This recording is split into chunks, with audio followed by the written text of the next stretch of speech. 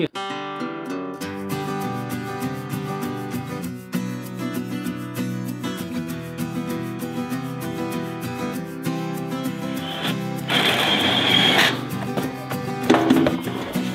that's pretty nice and clean now. What's she done? She's still joining us at the table. Hey, check out that fish. So, see that? The ball valve? See how there's an opening there?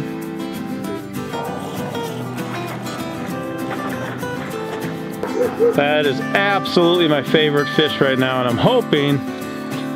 Look here too, okay? Watch this. If I do that, see how then all this turns white? You should. A friend of ours turned us onto it. Darling.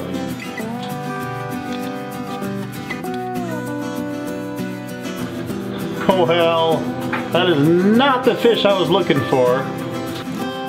That smells like sauerkraut already. That's it, we're on like day 4. Welcome back to the Abundant Harvest Homestead. I'm Papa Pepper, representing Bobblehead Homestead today though. And just going to show you some real homestead life. Got a lot of activity I'm trying to accomplish today. Just wanted to give you guys kind of a sneak peek to a bunch of stuff that normally doesn't make it into a specific video. But it's just some of the homestead life here we got dealing with. This is my shower right now. And this is a deer skin. Thankfully I've been successful already in hunting this year. So I took one out with a crossbow, hit it right here, and stuck it right in the heart. Beautiful shot. Now I like to use everything. So all that was left of that carcass was pretty much bones. If it wasn't for the chronic wasting disease, we would actually make bone broth out of those bones. And there are ways to use them too. I can, you know, roast them in fire, pulverize them, add them to the garden, stuff like that. But this skin is another thing that we can have that can be used. So I've got a great alum and salt mixture that I use for tanning my hides. Whenever we harvest an animal, we like to tan the hides. And when I hang it up, it starts drying.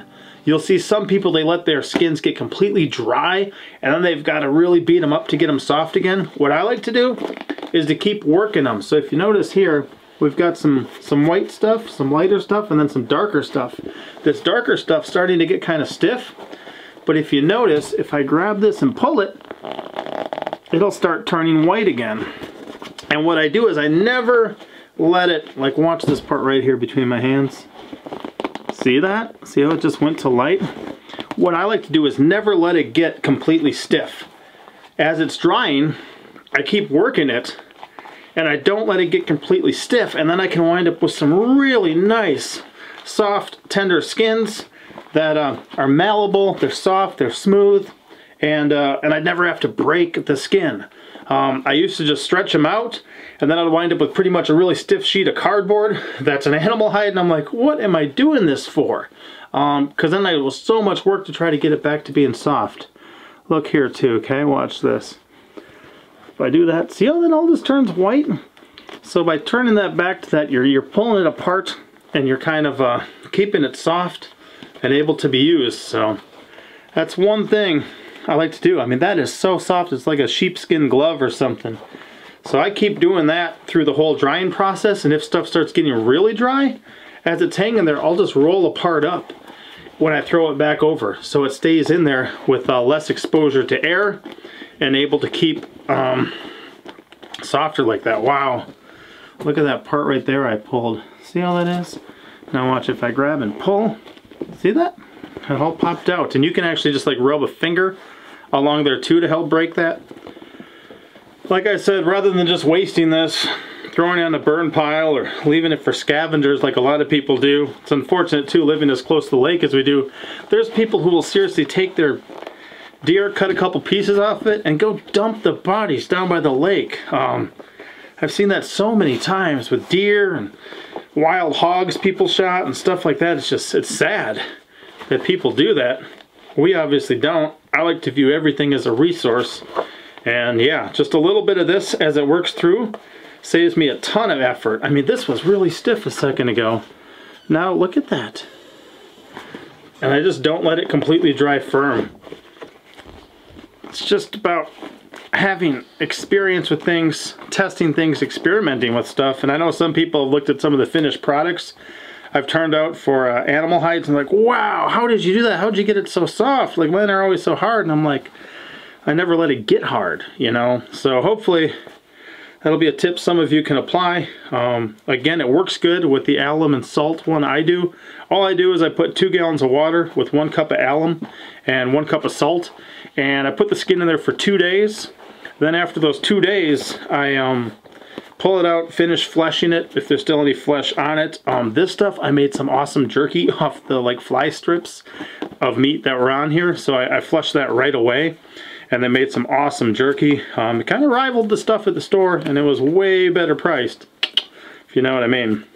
And then after fleshing again, I add another cup of alum, add another cup of salt, non-iodized salt, back to the mix. And then I think I leave it for another 5 days. It's either 5 or 7. I got a video on it where I think I mention it. But yeah.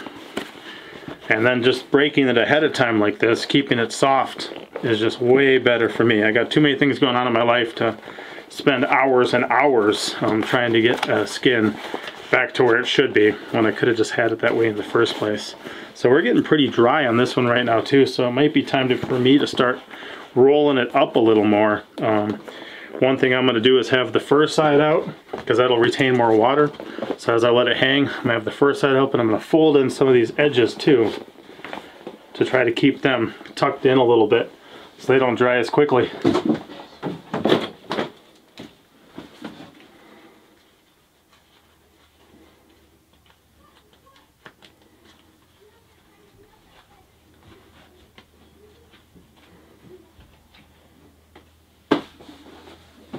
So also, winter's coming. I gotta put a cover on this to keep it dry. That's some of the firewood we've got ready, but I wanted to do a test this winter, since this will be the first winter that I've got all season to have the wood stove in the house. I'm gonna see how much wood it takes me to get through there. So a while ago, built this woodshed here. It's actually quite a big building, completely full, and I'm gonna see if this is enough to get us through. So I'm not gonna put any wood in from anywhere else. I'm gonna start here, and if we make it through this whole thing, then I've got that other stack as backup, and I got a bunch of other wood that's just not cut to length yet, but it's very dry. You can see as well, I got a nice collection of gar hanging here. That is absolutely my favorite fish right now, and I'm hoping I can kind of keep some of these as kind of a mounted ones. We'll see. I think this is Monster Trucks. It doesn't look like it's doing too good. Maybe it is. That's actually held on there really good. I just gotta make sure not too much of it gets corroded. His tail's falling out too. Interesting. That's from the rain recently. I gotta get these in a better spot. But I'm trying just to kind of preserve them like that so you can put them outside buildings outside and have them look cool.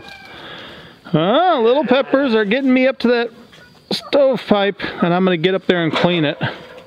So I'll double check their work, climb up there, and get that thing clean.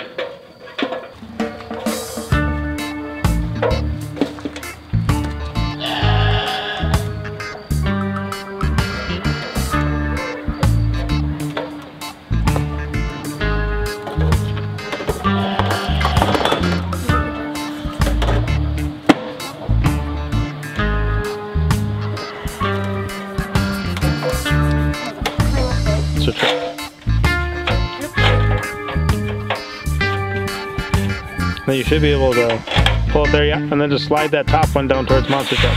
Keep going. See that? It'll block it and go. You have to shove harder.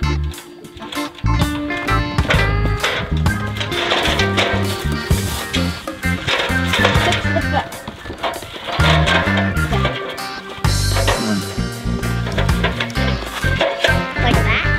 Sharper. Come and get it.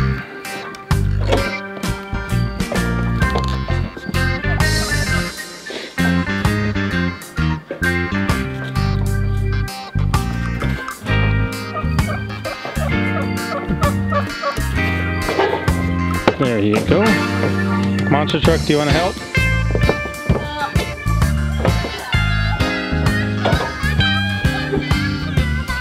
Yeah, you don't need to come up here right now, but you can watch. Grab his hand. Okay, now carefully. So what happens sometimes when you burn wood is if you don't get a hot enough fire going quick enough, you'll get a creosote buildup. So there's some, it's not a lot, but it's some. This is going to be our second season having a wood stove, so we want to make sure that this is clean before we start burning this year, because anything that was already here could start fire. If it starts a fire, you'll have a fire in the pipe, could wind up burning down your house. If you burn seasoned wood, which has been out of the elements for a while, it's been cut down for a while, some of the stuff we got here is probably 4 years old now. That's going to be beneficial, and then it's covered as well, so it's not getting moisture from the rain in it. But we're going to use this pipe cleaner I got and just make sure everything's clean in here, so that way we start off with a clean burn. I'll show you just a little bit of the buildup here and give you a look at it. So inside here, you probably can't actually see it, there is just a bit of stuff. That's all going to wind up falling down, and we'll take it out in the bottom level, but I just wanted to make sure this is super clean this year so we can get started right.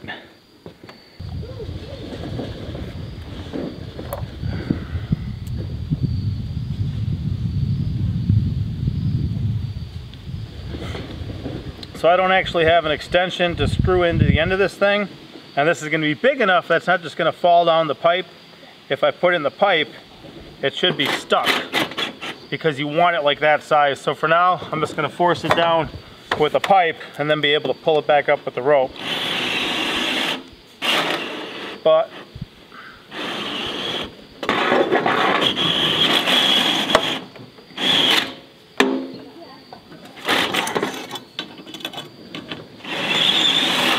because we don't have a second story, this should be able to do it just fine.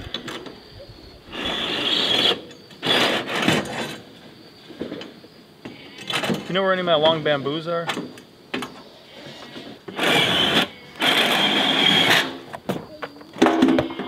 Boy, that's pretty nice and clean now. We may even fire this up tonight as the weather gets colder.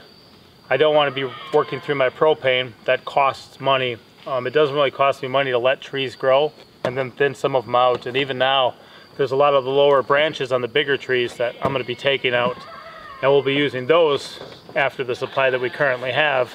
So we'll be keeping a lot of the trees alive, and they're going to continue to grow. We're just going to be pruning the branches and using stuff like that too, but I like that. Let's get this back on.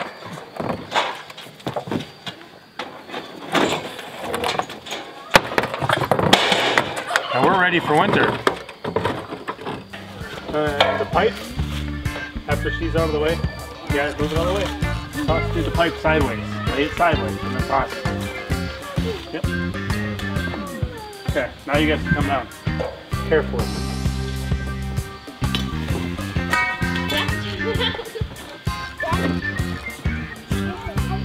What?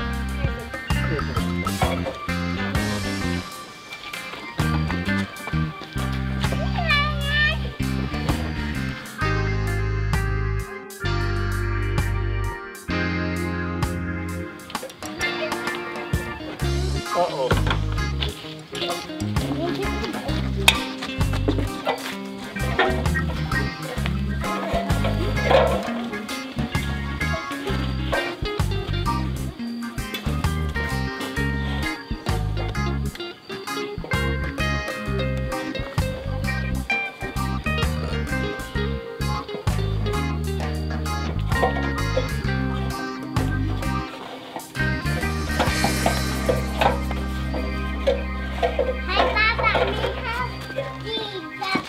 Oh yeah.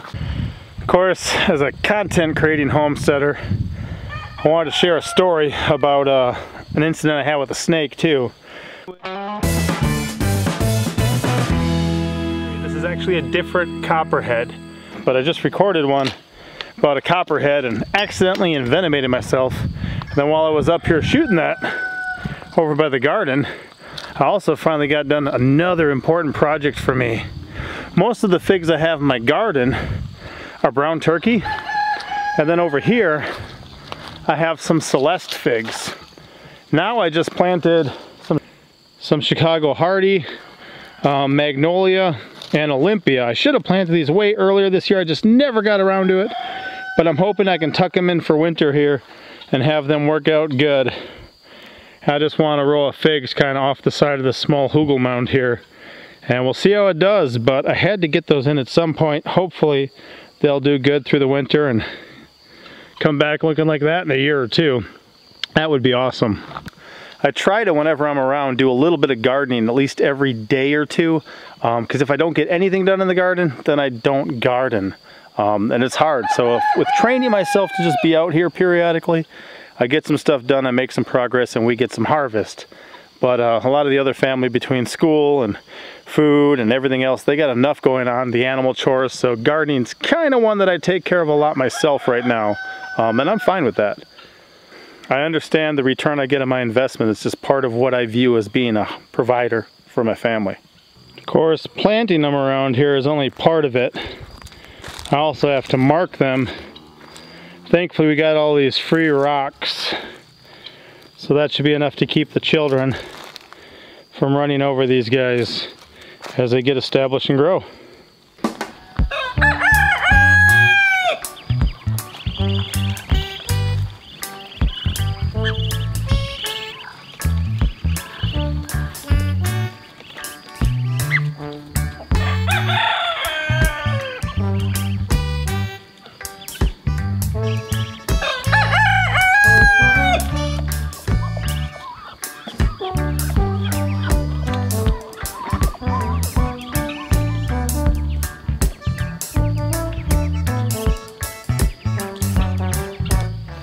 Well, work in the house, work around the house, work on top of the house. Now I got to work under the house. When I head in here, because I got an issue. I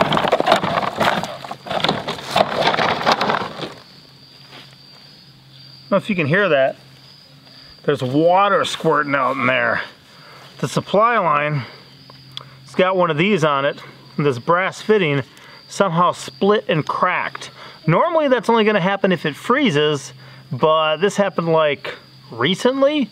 There's been no freeze, so I'm gonna head down in there and see if I can't switch it out. I'm gonna go shut off the water to the property back where I recently did that repair, if you guys saw over here, with the hose bib.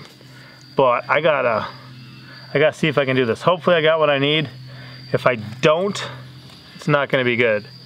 But that's just kind of part of homestead life too, is, you know, call a plumber, pay him a couple $100, crawl under here, do something like this, or I can spend, you know, 15 bucks on a part. Grab some tools, some Teflon tape. Grab some Teflon tape, there we go. See if I can't do it myself. So.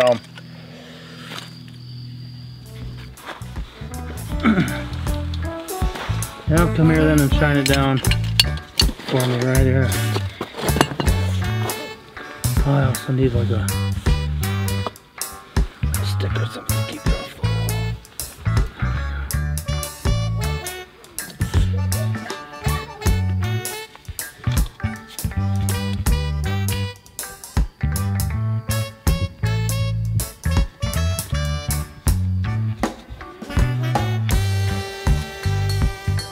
Which way was it going? You were going this way. Was you?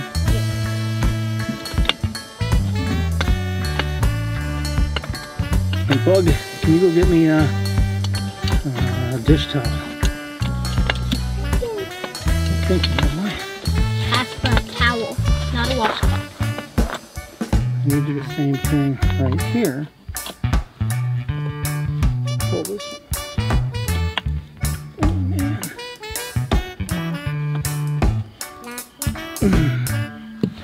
Oh, that's messed on it tight. So, see that? The ball valve? See how there's an opening there? And then when you turn it, that shuts it off. And for some reason, it got a crack in here somewhere. Turn it again. Push my new valve. The new valves are actually good.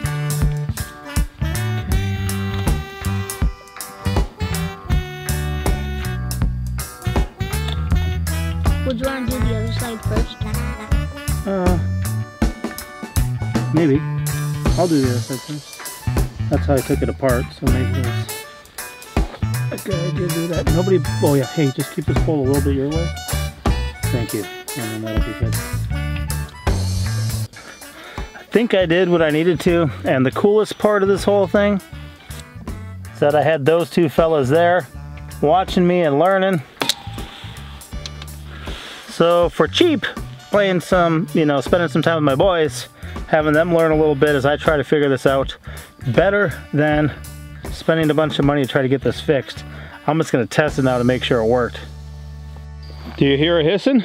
No, not at all. Okay, well I got a hose bib open in the bottom pasture to drain the air out. I'm gonna go shut that off and we're gonna see if it hisses then. That hose bib actually comes after this junction. I have this junction shut off, so when I open it up, then that hose bib should work. So I don't think we're gonna have any hissing. Let's check. Let's see what happens. Yeah. Watch out for spiders, scorpions, and snakes, okay? Now if I turn this on, then the water should go.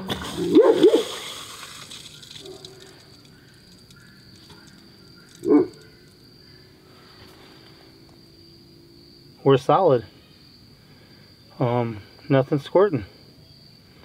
I'm gonna let the air line clear, and when the air stops coming out and the water is just solid coming out of the hose bib, then I'm gonna shut that off and double check this, because right now there's really no pressure because it's all running that way. But when I shut that off, there'll be pressure, so we'll check it then.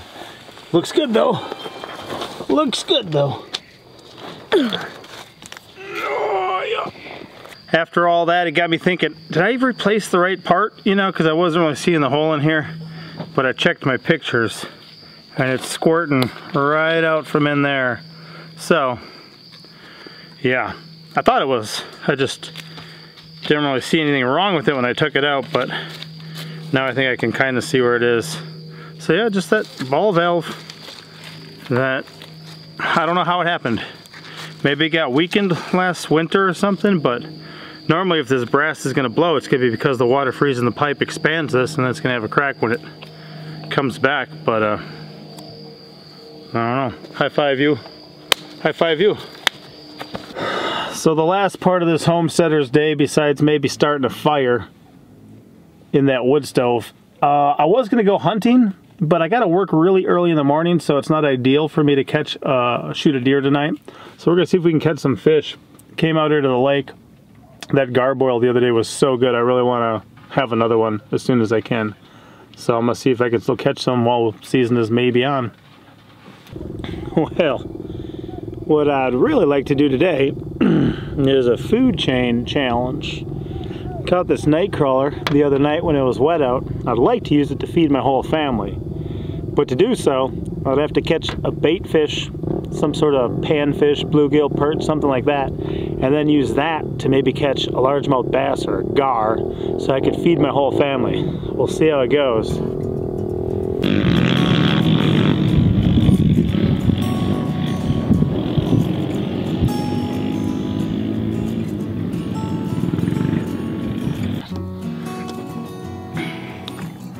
Made it up one level. Let's see if we can go one more level and get us a gar.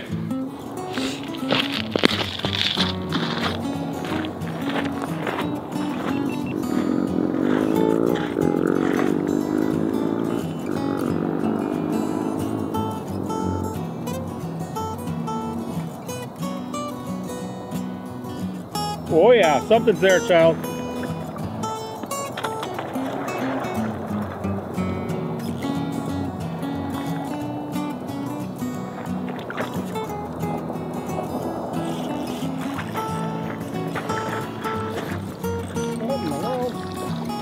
Oh.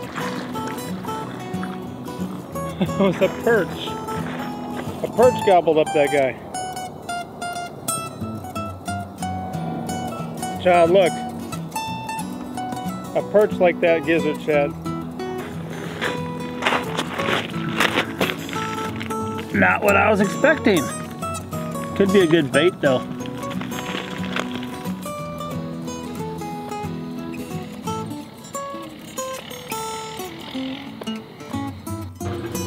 Oh well, that is not the fish I was looking for. And neither is that one. This one didn't work as bait, so we're gonna at least fillet them up, have the meat, and have it qualify as being, you know, successful fishing. I wish I could have caught a pile of these. That would have been really good. But thankfully, in the absence of my successful fishing, look, we got some potatoes there. Who made the potatoes, Pinky?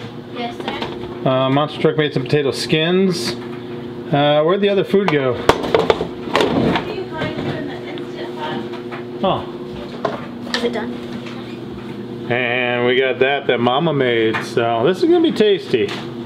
Had a good big day. A couple important things were crossed off the list. I'm ready to go to work then, which will be helpful. Other things, harvested some Sugar Rush peach peppers to start saving seeds for those. Got a couple new things listed in the Etsy store, and a couple other things replenished. So overall, pretty good day, and get to bring it in with a solid finish, a good meal together with the family, and then just reading some scripture before we go to bed. Sugar Rush peach, I didn't grow these last year, so I'm really happy to have them again. Good peppers. Pinky, what you doing? I'm just heating up some of the venison gravy from last night's dinner. Venison gravy and Monster Truck? What are you doing? Trying to start, I'm trying to cook fish. He's gonna cook up the fish. He said we might as well just cook it up right away.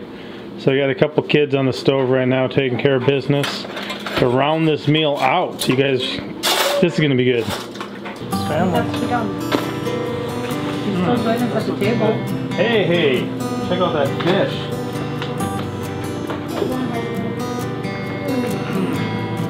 That's gonna be good. Soon we'll get to eat it, but it's not free. Father, we thank you and praise you for this day. I thank you for the projects I was able to get done. I thank you for the things the children learned. I thank you for Mom being able to grab that package from the neighbor. Thank you for all of that, Father. I ask that you bless this food in our bodies. Help us as we study your word tonight, and be with us as we enter tomorrow. Amen. Not on the training, please. Oh, my lady cooked up the fish right away. That fish is really good. Yours is such a little piece. Have that.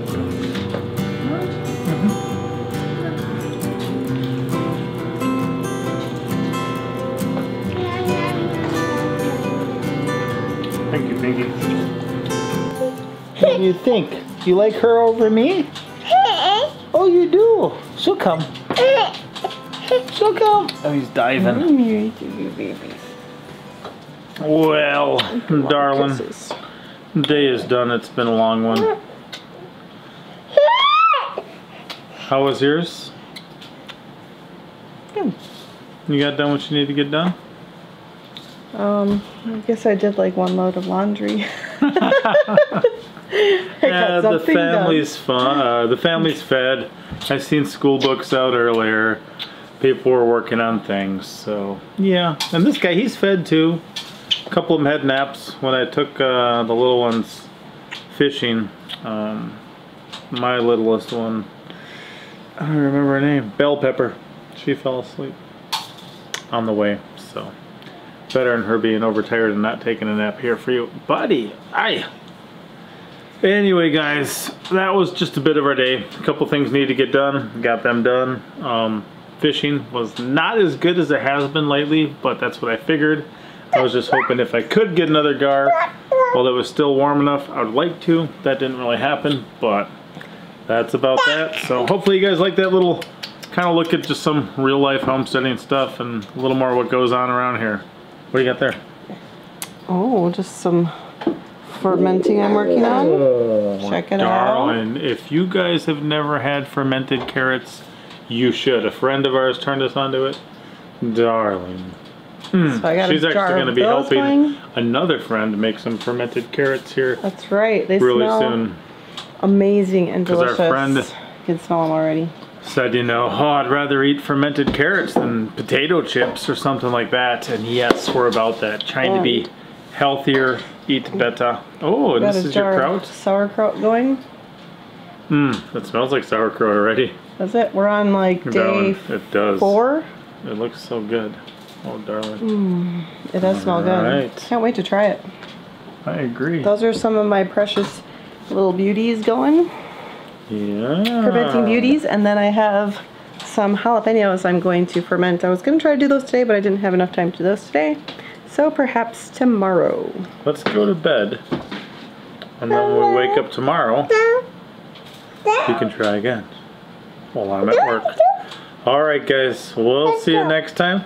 Buddy, fist bump, you got one for me? Come on. Come on. Hit it. There you go. Woohoo! Pop out.